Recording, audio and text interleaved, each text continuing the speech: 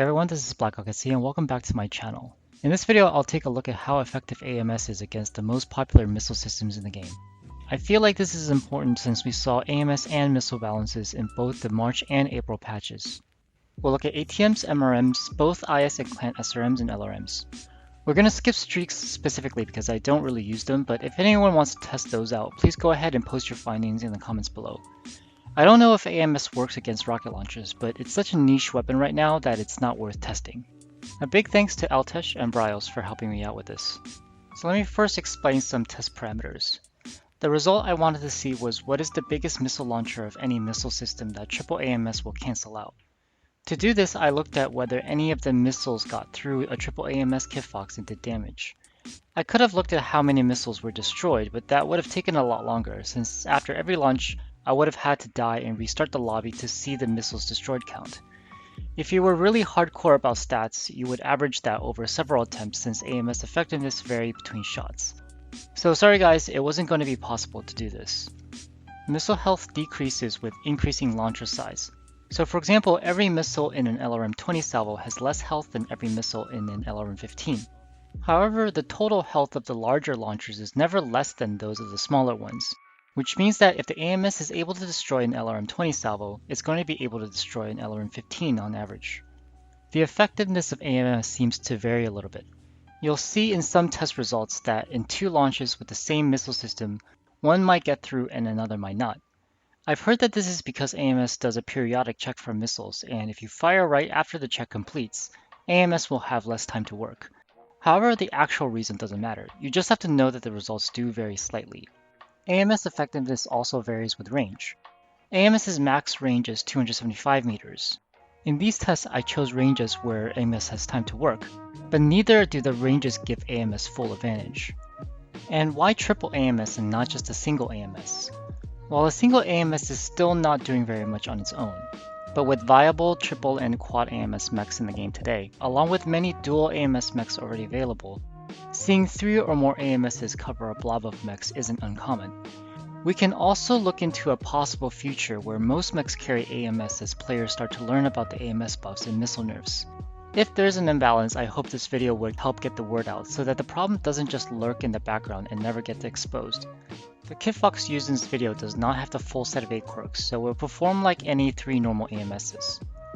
Okay, let's get into the results. Our first test is on ATMs. The preferred range of ATMs is in the 3 damage per missile bracket. 250 is comfortably within that range, but is also not so close that AMS doesn't have time to fire. From what I can see, any single ATM launcher gets shredded completely, and triple AMS probably can stop between 12 and 14 missiles, depending on the combination of launchers used. For Clan SRMs, the results vary widely. I chose the 250 meter range just to see AMS take effect, even though most of the time you'll be shooting closer. Sometimes missiles from a single SRM-4 will go through, but sometimes an SRM-10 salvo will be destroyed. If you play SRMs very close up and fire in big salvos, AMS isn't going to be as big of a problem. But as you can see in certain situations, a significant amount of SRMs will still get destroyed.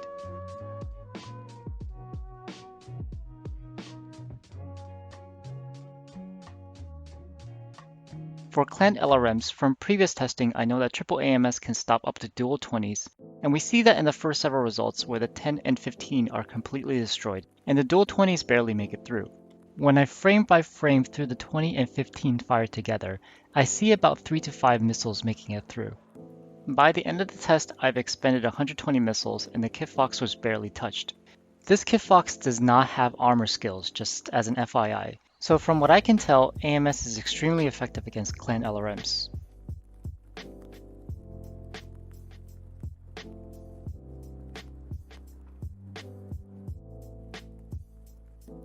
In this IS LRM test, we see some variation depending on how quickly AMS reacted. In general, you can tell that the IS LRMs fare better than Clan because they fire not as a stream but in a bunch. In the best case, we see an LRM-15 get completely destroyed, but on average, you probably will see in between an LRM-10 and an LRM-15 neutralized. Even when the AMS reacts very early to the 20, some missiles are still getting through.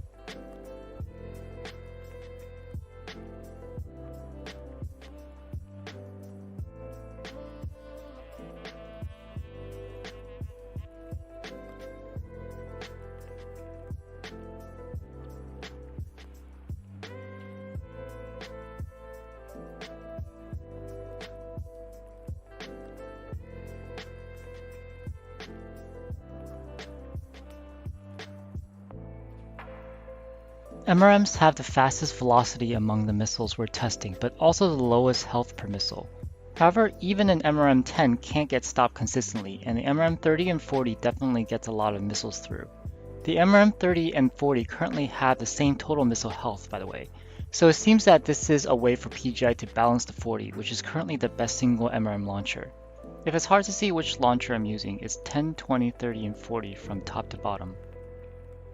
Clan and IS SRMs have the same health levels, so we should expect the results to be mostly the same. Again, we see a wide distribution of results. Sometimes an SRM-4 gets through, but sometimes an SRM-6 gets stopped completely.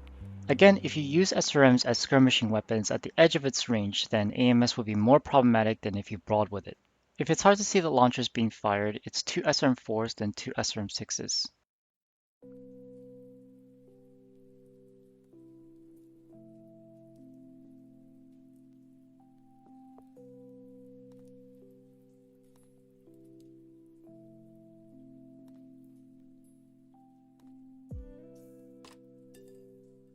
From what I can see, AMS is the most effective against slow lock-on weapons like LRMs and ATMs. By being able to shut down up to 2 clan LRM-20s and a single ATM-12, that's 1.5 tons of passive equipment neutralizing 7 to 10 tons of actively used weaponry. I think that's a little too much. Granted that firing LRMs indirectly isn't too much effort, but it's still more than the zero effort it takes to use AMS. Add to the fact that the AMS can shoot through terrain, so the AMS's effective radius is not limited by where you're standing.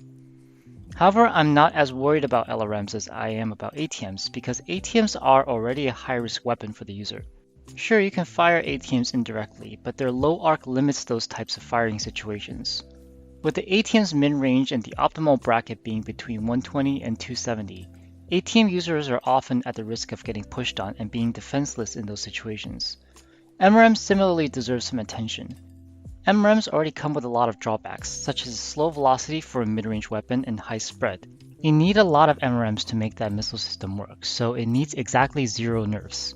No MRM mech is currently overperforming, and some mechs rely on MRMs to be even viable, so it confuses me why PGI is nerfing this weapon system at all. Just to sum up my feelings, I think the AMS range buff is fair, but the missile health on certain systems bother me. So does this mean that you should start using AMS on every build? In my opinion, it's still a no. I'd still prioritize weapons and heatsinks on hot builds over AMS.